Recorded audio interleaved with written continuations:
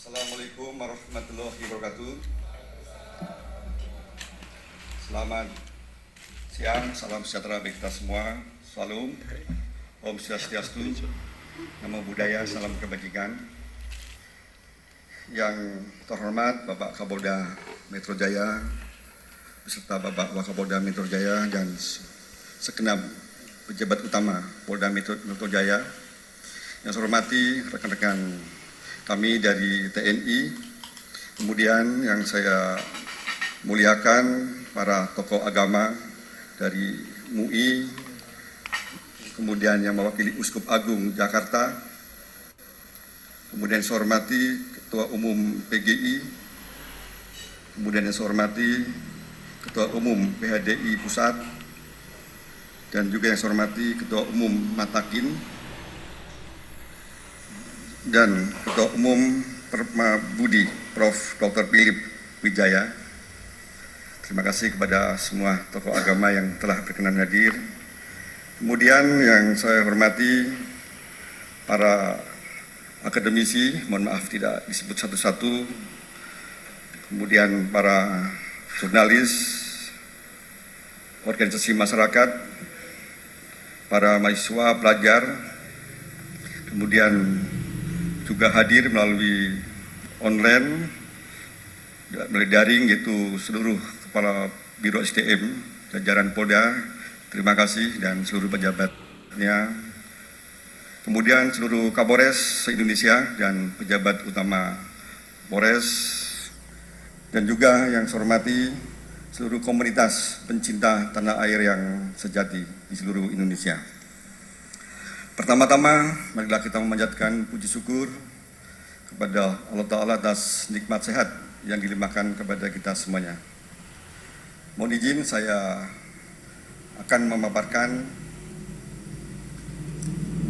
isi buku, garis besar buku tentang rekonstruksi nasionalisme, jati diri bangsa merajut Nusantara untuk mewujudkan perdamaian dunia.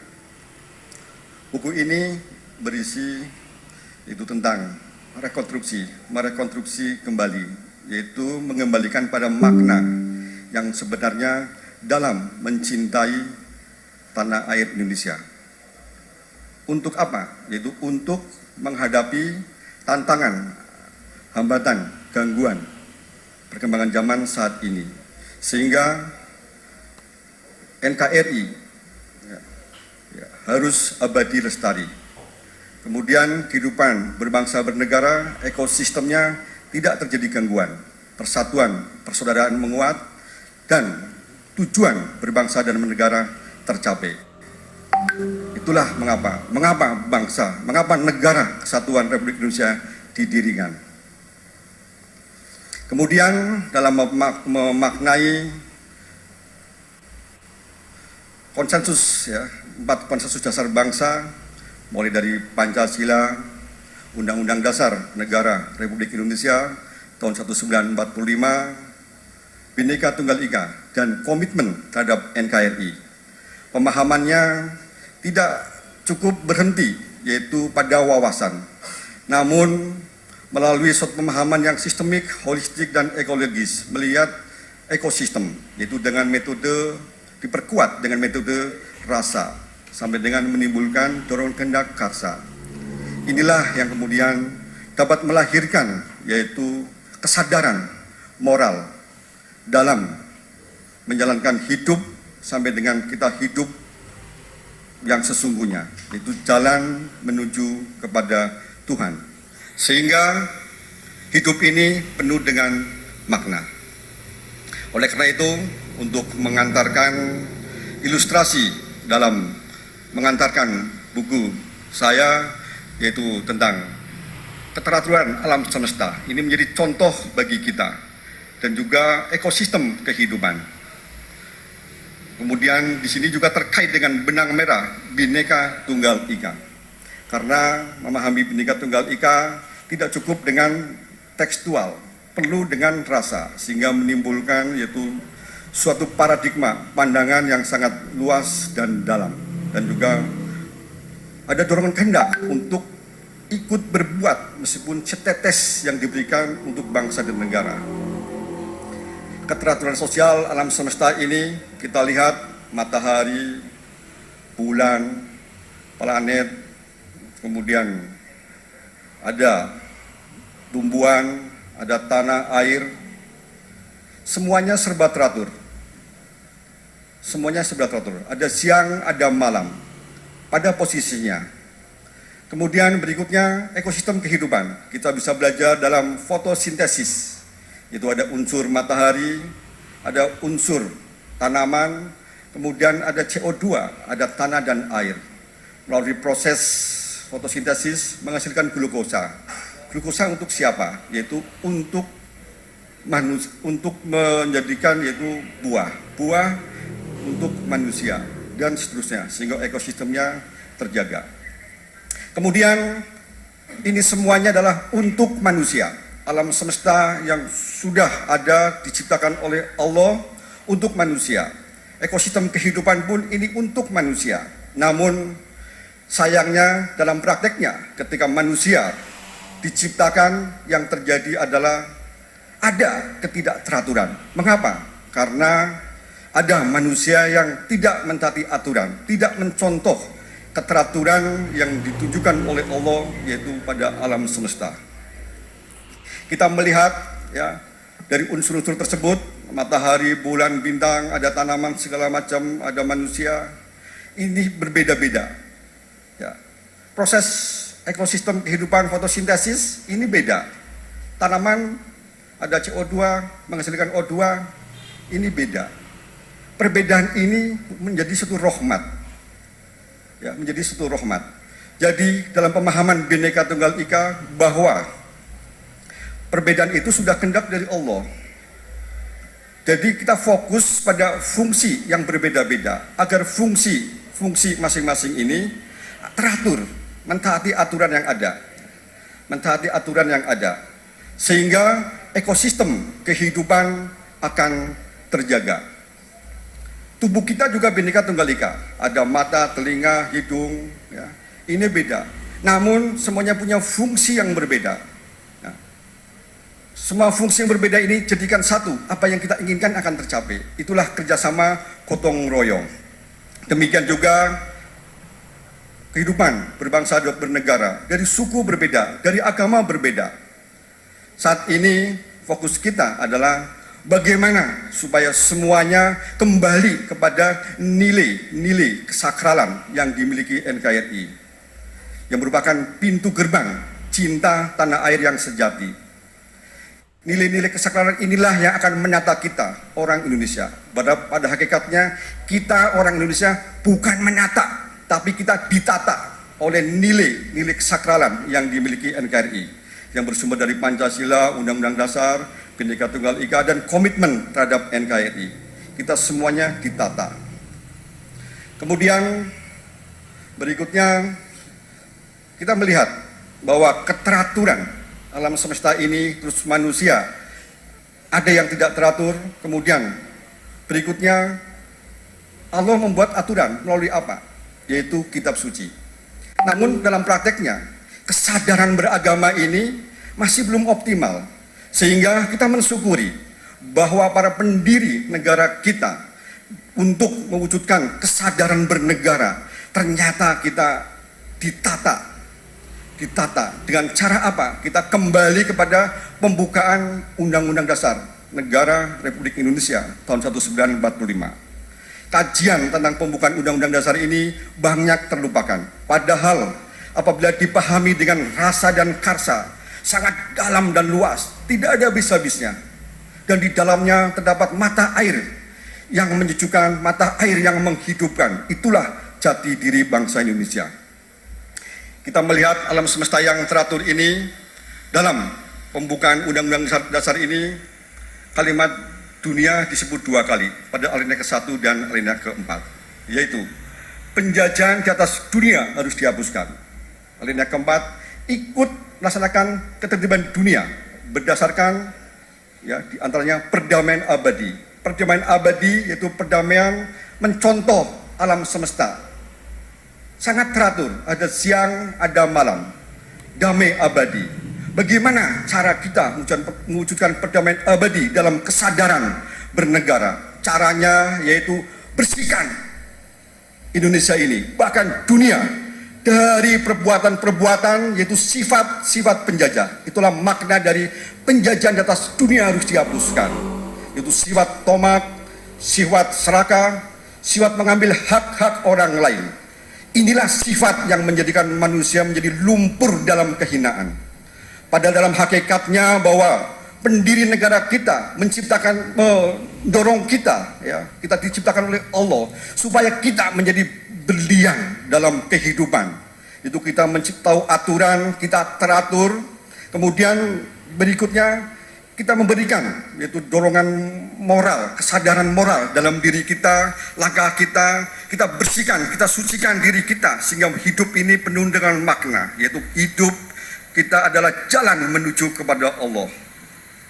Kemudian dengan dibersihkan akan tertib dan damai abadi. Jadi kuncinya adalah kita ditata saat ini, yaitu untuk mensucikan diri, memahami makna dari alinea ke-1. Itu sifat-sifat tidak baik dibuang. Kemudian kita melihat ya tentang dalam sejarah jas merah, jangan melupakan sejarah. Soekarno mengatakan, perjuanganku lebih mudah karena mengusir penjajah. Tapi perjuanganmu akan lebih sulit karena melawan bangsamu sendiri. Perjuangan di masa Soekarno itu penjajahan secara fisik. Saat ini yaitu kita berjuang untuk melawan bangsa sendiri. Melawan bangsa sendiri bukan dengan cara radikal, bukan seperti itu. Tapi dengan cara yaitu semuanya kembali, semuanya mau ditata, semuanya mau mensucikan diri, mau ditata oleh nilai-nilai kesakralan yang dimiliki oleh NKRI. Sehingga masing-masing dengan berbuat kebaikan, tolong menolong, inilah wujud dari manusia yang bersyukur. Manusianya beriman, beramal soleh, mengajak kebenaran, terus seperti itu. Dan inilah yang dimaksud dalam konstitusi, dalam Pancasila. Rekonstruksi nasionalisme yaitu pencucian diri.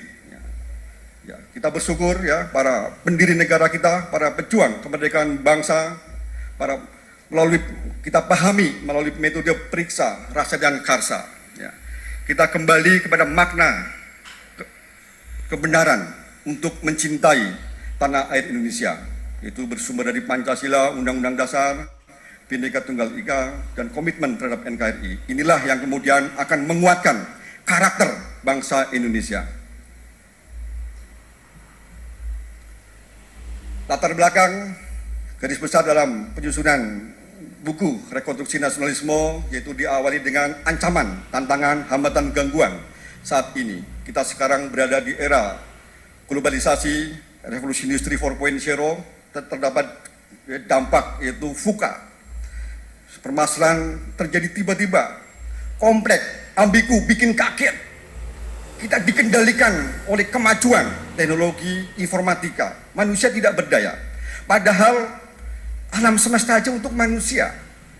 Harusnya ya semua kemajuan adalah untuk manusia. Teknologi untuk manusia dan manusialah yang mengendalikan semua. Kemudian saat ini kita berada dalam era benturan antar peradaban, termasuk proxy war, perang asimetris dan perang hibrid.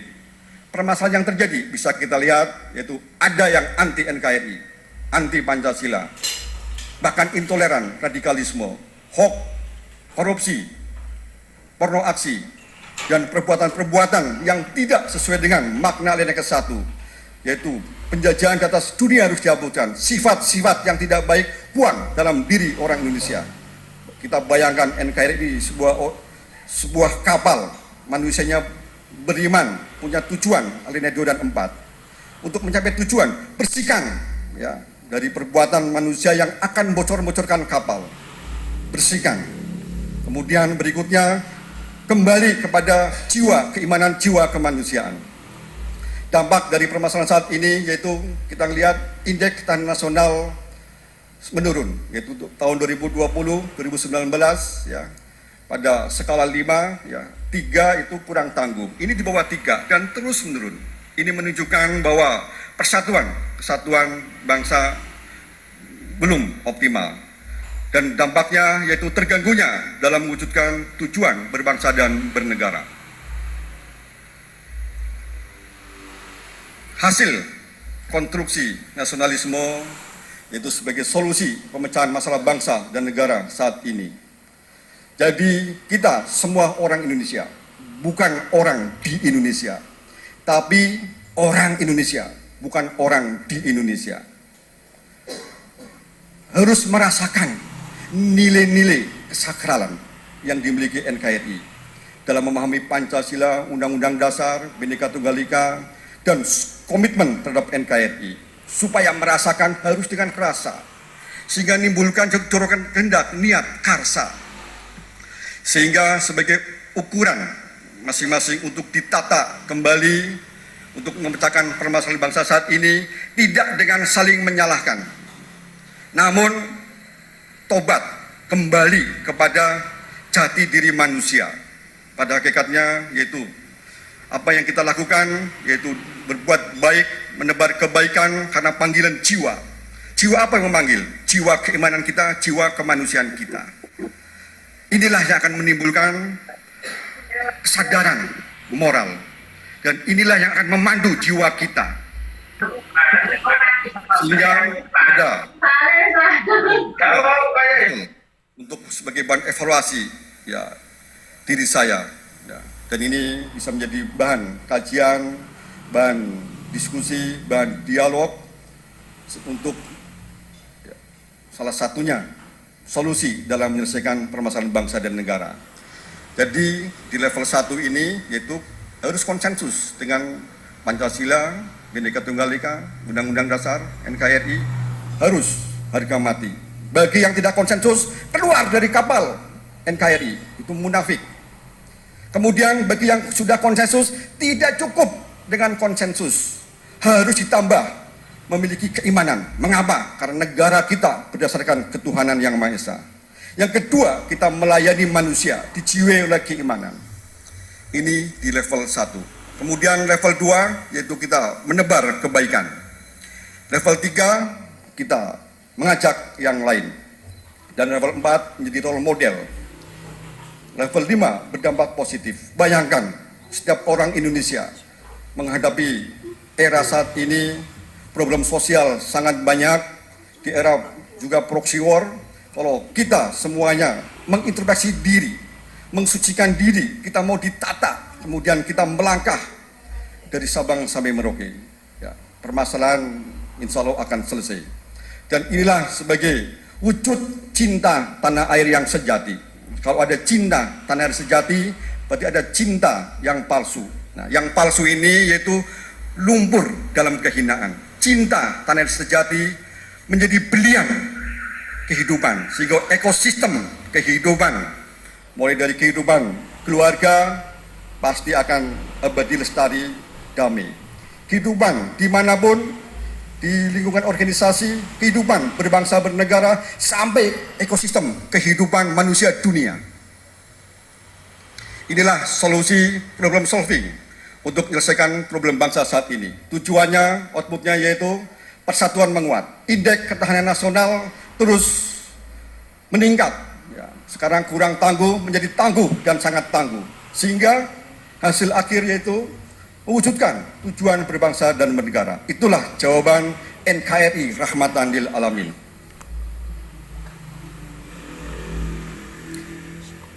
Saat ini merupakan era kebangkitan jiwa manusia. Kita wajib cinta tanah air Indonesia. Pada lagu kebangsaan Indonesia Raya, bangunlah jiwanya, bangunlah badannya untuk Indonesia Raya. Pada lagu Indonesia Raya satu stansa, ya, sebelum kalimat bangunlah jiwanya, bangunlah badannya untuk Indonesia Raya, hanya disebut Indonesia 3 kali. Namun setelah bangunlah jiwanya, bangunlah badannya untuk Indonesia Raya, Indonesia Raya disebut 7 kali. Ya, Indonesia Raya, ya, bukan Indonesia Mini. Melalui bangunlah jiwanya, bangunlah badannya untuk Indonesia Raya, sehingga kita wujudkan Taman Raya Indonesia Jaya.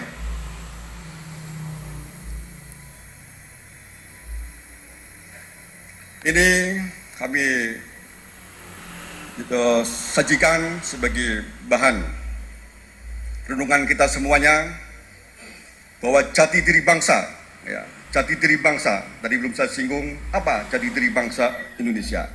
Jati diri bangsa kita itu jati dirinya manusia Indonesia, yaitu beriman. Yang kedua, memiliki jiwa kemanusiaan. Dari mana sumbernya dalam menjadi jati diri bangsa? Landasan ideal yaitu Pancasila. Sila ke-1, ya, terdapat jiwa keimanan. Sila kedua, jiwa kemanusiaan. Kemudian landasan konstitusional yaitu alinea ketiga, pernyataan kemerdekaan dengan ini yang dekat. Karena apa? Atas berkat rahmat Allah Maha Kuasa, itulah jiwa keimanan bangsa. Dan dengan didorongkan keinginan luhur, itulah jiwa kemanusiaan bangsa. Dan inilah menjadi mata air yang menghidupkan, mata air yang menyejukkan, dan inilah yang akan membimbing jiwa kita untuk menghadapi hidup saat ini, sehingga hidup penuh dengan makna. Kita melihat ya melalui kajian di sini dari Samuel Huntington, itu benturan peradaban, termasuk juga dari Victor Capra, The Fisik. Namun di sini kita jangan membiasakan terpesona. Nah, jangan membiasakan terpesona, yaitu katakanlah dari Samuel Huntington kita terpesona, kemudian budaya ilmiah dianggap Samuel Huntington itu sudah benar. Ada dari konsep yang tidak saya gunakan pada Samuel Huntington. Apa? Yaitu ketika Samuel Huntington mengatakan bahwa saat ini, ya, sejak tahun 91, pasca Perang Dingin, perang ideologi global sudah usang. Yang ada, yang terjadi adalah benturan peradaban. Itu saya gunakan. Namun ketika Samuel Huntington mengelompokkan Indonesia, benturannya dengan salah satu agama, tidak saya gunakan. Karena apa? Negara kita bukan negara agama, tapi negara berdasarkan ketuhanan yang Maha Esa. Jadi yang saya gunakan adalah benturan dengan peradaban Indonesia. Peradaban Indonesia ini yaitu bersumber dari karakter bangsa Indonesia. Sehingga peradaban global yang didominasi oleh kapitalisme dengan membawa jati diri materialisme benturan, ya, dengan peradaban Indonesia yang bersumber dari karakter bangsa Indonesia, yang merupakan perilaku kolektif khas kebangsaan Indonesia yang bersumber dari Pancasila, Undang-Undang Dasar, Bhinneka Tunggal Ika, komitmen terhadap NKRI melalui pemahaman, pengetahuan, rasa, dan karsa. Kemudian diperes, yaitu ada jati diri, yaitu jati diri bangsa, manunggalnya keimanan dan kemanusiaan. Ini menjadi renungan bagi kita semuanya. Jati diriku apa? Apakah materialisme? Kalau materialisme, arah geraknya akan menuju materi semata. Namun kalau jati dirinya adalah manunggalnya keimanan kemanusiaan, maka arah geraknya akan baik. Arah geraknya akan baik. Dan ini mengseimbangkan, ya, dari alam rasional, logika, pengetahuan, ya, kita ingin dapat materi. Kalau hanya dengan logika, itu nafsu. Namun perlu di dalamnya itu spiritualitas, penyeimbang. Itulah yang akan membimbing kita. Di sini kita ketemu dengan jati diri kita. Jati diri manusia, jati diri bangsa, yaitu manunggalnya keimanan dan kemanusiaan. Sehingga pengetahuan yang kita dapatkan, termasuk keterampilan, membentuk kompetensi, baik itu leadership, teknis, etik, yaitu dari jiwa kita, dari panggilan jiwa kita, jiwa keimanan, jiwa kemanusiaan.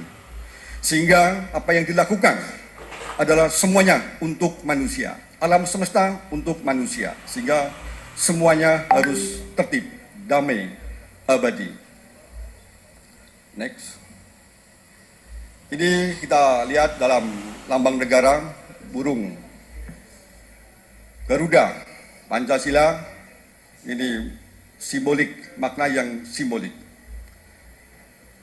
Melambangkan makna di dalamnya itu 4 konsensus dasar bangsa.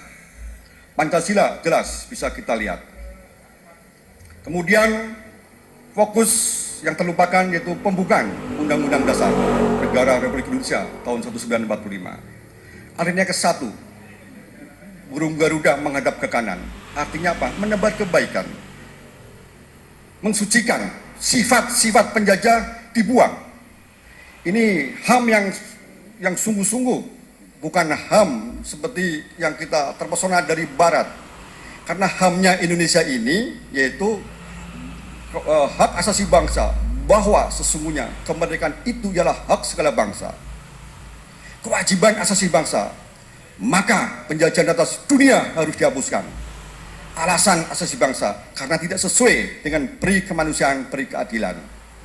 Jadi diawali HAM-nya, menegakkan HAM, yaitu bersihkan diri kita. Kita berbuat baik supaya kita bisa menempatkan manusia pada martabat yang mulia. Semua orang Indonesia menjadi pilihan kehidupan. Tapi HAM-nya yang mempesona kita dari Barat, HAM untuk kita. Mereka ya bebas, ada yang membunuh, perang, segala macam. Apakah akan damai dunia ini? Indonesia menghadap ke kanan dalam kehidupan berbangsa, bernegara. Kita menjadi pilihan kehidupan, menghadap ke kanan, menebar kebaikan. Kemudian supaya konsisten kita menebar kebaikan harus dipandu, yaitu oleh jiwa jati diri manunggalnya keimanan kemanusiaan, yaitu burung melambangkan jiwa, kemudian Garuda melambangkan besar, jiwa besar, yaitu karena apa?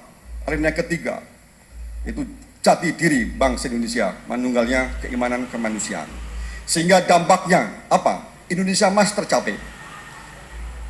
Bung Karno pada pidato 1 Juni 1945 diantaranya mengatakan, kemerdekaan Indonesia merupakan jembatan emas. Waktu itu belum merdeka. Sekarang kita hidup pada era merdeka.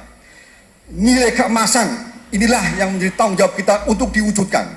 Simbolik nilai kemanasan di mana? Yaitu pada bintang sudut 5 warna emas. Alinea kedua, merdeka, bersatu, berdaulat, adil, makmur, ada 5. Kemudian alinea keempat, melindungi segenap bangsa Indonesia dan seluruh tumpah darah Indonesia, memajukan kesejahteraan umum, mencerdaskan kehidupan bangsa, ikut melaksanakan ketertiban dunia. 5. Pancasila 5, itulah Indonesia Emas. Alinea 2 dan 4 dapat diwujudkan dengan cara apa? Jangan ada yang menjadi benalu-benalu, jangan ada yang menjadi lumpuh dalam kehinaan. Oleh karena itu direvolusi. Caranya kembali ke alinea 1, sucikan, bersihkan sifat tidak baik. Kemudian pegang teguh, jangan lupa, jangan lengah, dimanapun berada, dalam setiap nawasnya, yaitu jiwa keimanan kemanusiaan selalu ada. Kemudian berikutnya, yang ketiga, Bhinneka Tunggal Ika. Ya, tadi telah saya sampaikan bahwa Bhinneka Tunggal Ika ini jangan fokus pada perbedaan, tapi pada fungsi yang berbeda. Fungsi yang berbeda ini ya masing-masing harus berfungsi. Supaya nggak berfungsi, inilah kita semuanya kembali ditata oleh nilai-nilai kesakralan NKRI ya, sehingga menjadi berfungsi ya. Sehingga fungsi yang berbeda ini dijadikan satu, sudah menjadi satu ya. Pasti semuanya beres ya. Kolaborasi, kerjasama, gotong royong, HAM dapat ditegakkan. Nah, inilah menjadi surga ya, menjadi surga. Kemudian burung Garuda ini ya merupakan komitmen terhadap NKRI. Bayangkan kalau setiap orang Indonesia kembali kepada jati diri bangsa, kembali kepada nilai-nilai kesakralan, kemudian mau ditata, kemudian tahu aturan, akan tertib, damai, abadi seperti alam semesta. Demikian pengantar paparan saya dalam buku Rekonstruksi Nasionalisme. Terima kasih. Mohon maaf atas segala kekurangannya. Saya akhiri, wassalamualaikum warahmatullahi wabarakatuh.